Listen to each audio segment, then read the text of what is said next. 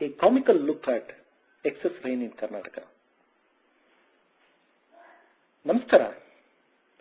ಉತ್ತರ ಕರ್ನಾಟಕದಲ್ಲಿ ಸಾಕಷ್ಟು ಮಳೆ ಬಂದು ಜಲ ಪ್ರಳಯನೇ ಆಗೋಯ್ತು. ಸಾಕಷ್ಟು ನಷ್ಟಗಳೆಲ್ಲ ಸಂಭವಿಸುವುದು. ಯಾಕೆ ಅಂತ ನಾನು ತುಂಬಾ ಗಾಢವಾಗಿ ಆಲೋಚಿಸಿದಾಗ ನನಗನ್ಸಿದ್ದು ಇದಕ್ಕೆಲ್ಲ ಕಾರಣ ಚಿತ್ರ ಸಾಹಿತಿಗಳೇ ಅಂತ. ಏನು ಮಳೆ ಬಗ್ಗೆ ಹಾಡು ಬರ್ದಿತ್ತು. ಬಹುಶಃ ಈ ಹಾಡುಗಳೆಲ್ಲ ಕೇಳಿ ವರ್ಣ ಖುಷಿಯಾಗಿ ಕಂಟ್ರೋಲ್ ತಪ್ಪಿ ದೋ ಅಂತ ಸುರಿಸ್ಬಿಟ್ಟ ಅನ್ಸುತ್ತೆ. ಸ್ವಲ್ಪ ಅತಿನೇ ಆಯ್ತು ಅಂತ ಅನ್ಸುತ್ತೆ. ನೋಡಿ, ಆಗಿನ ಕಾಲಕ್ಕೆ ಅಣ್ಣವರು ವಾರ್ನಿಂಗ್ ಕೊಟ್ರು. ಮೇಘ ಬಂತು ಮೇಘ ಮಲ್ಲರ ಮೇಘ. ಯಾರು ಎಚ್ಚೆತ್ಕೊಳ್ಳಿಲ್ಲ. ಪಾಪ ಒಬ್ಬ ಹುಡುಗಿ ಹಾಡು ಹೇಳಿದ್ಲು, ಮಳೆ ಬರುವ ಹಾಗಿದೆ.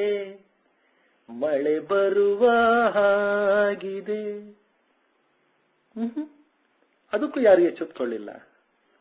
ಯಥಾ ಪ್ರಕಾರ ನಮ್ಮ ಸರ್ಕಾರ, ಹವಾಮಾನ ಇಲಾಖೆಯವರು ಇಗ್ನೋರ್ ಮಾಡಿಬಿಟ್ರು. ವಾರ್ನಿಂಗ್ ನ ಯಾರು ಗಮನಿಸಲೇ ಇಲ್ಲ. ಆಮೇಲೆ ಮಳೆ ಬಂತು. ಈ ಸಿನಿಮಾದವರು ಮಳೆ ಬಂತು ಅಂತ ಖುಷಿಯಿಂದ ಕುಣಿದಾಡ್ಬಿಟ್ರು. ಏನಂದ್ರು ಗೊತ್ತಾ? ಮಳೆ ಬಂತು, ಮಳೆ ಹನಿ ಹನಿಯಾಗಿ ಬಂದಿತು. ಹೀಗೆ ಹಲವರು ಅಬ್ಬರದಿಂದ ಹಾಡು ಕುಣಿದ್ರು. ಇನ್ನು ಕೆಲವರು ಕಾವ್ಯಾತ್ಮಕವಾಗಿ ಹಾಡಿದ್ರು. ಏನಂತ ಗೊತ್ತಾ? ಮುಂಗಾರು ಮಳೆಯೇ ಏನು ನಿನ್ನ ಹನಿಗಳ ಲೀಲೆ.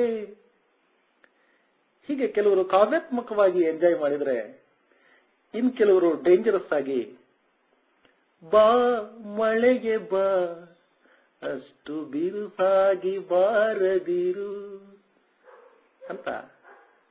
ನನ್ನ ಹುಡುಗಿ ಬಂದೋದ್ಮೇಲೆ ಇನ್ನಷ್ಟು ಜೋರಾಗಿ ಬಾ, ಇನ್ನಷ್ಟು ಬಿರುಸಾಗಿ ಬಾ, ಅವಾಗ ನನ್ನ ಹುಡುಗಿ ವಾಪಸ್ ಹೋಗಕ್ ಆಗಲ್ಲ ಅಂತ ತುಂಬಾ ಡೇಂಜರಸ್ ಆಗಿ ಹೇಳಿದ್ರು ಕಣ್ರಿ. ಆಮೇಲೆ ಮಳೆ ನಿಂತು ಹೋಯ್ತು. ಆದ್ರೆ ಇವರು ಹಾಡು ಮುಗಿಲಿಲ್ಲ ನೋಡಿ.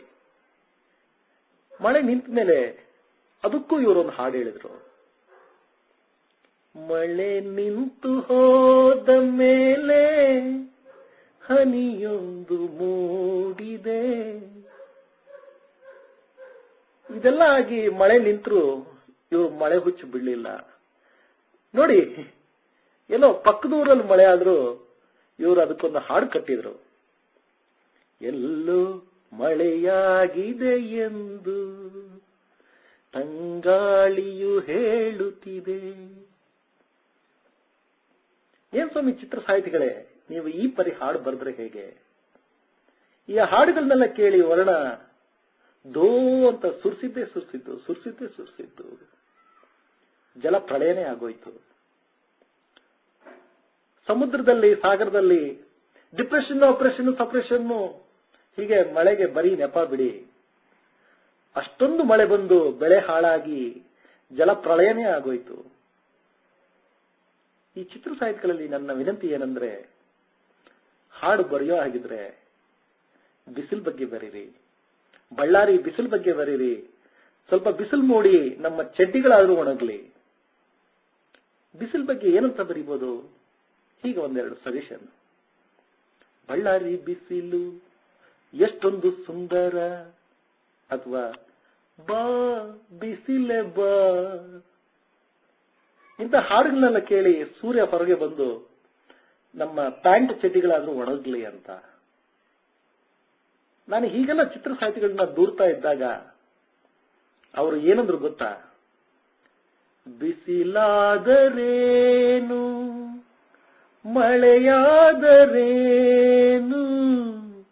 ಜೊತೆಯಾಗಿ ಎಂದು ನಾವಿಲ್ಲವೇನು.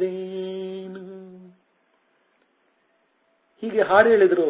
ಪಾದಯಾತ್ರೆ ಮಾಡಿ ಹಣ ಸಂಗ್ರಹಿಸಿ ನೆರೆ ಪರಿಹಾರ ನಿಧಿ ಕೊಟ್ರು. ಅವರೆಲ್ಲ ಒಳ್ಳೆಯವರು, ಅವರಿಗೆಲ್ಲ ಒಳ್ಳೇದಾಗ್ಲಿ. ಜೈ ಕರ್ನಾಟಕ, ಜೈ ಭುವನೇಶ್ವರಿ. ನೀವೀಗ ಕೇಳಿದ್ದು ಹರಟೆ. ವಿದ್ಯಾಶಂಕರ್ ಹತ್ನಳ್ಳಿ ಅವರಿಂದ. ಕಟ್ಟೆ ಬಾಯ್ಸ್ ಬೆಳಗಾವಿ, ಬೆಂಗಳೂರು.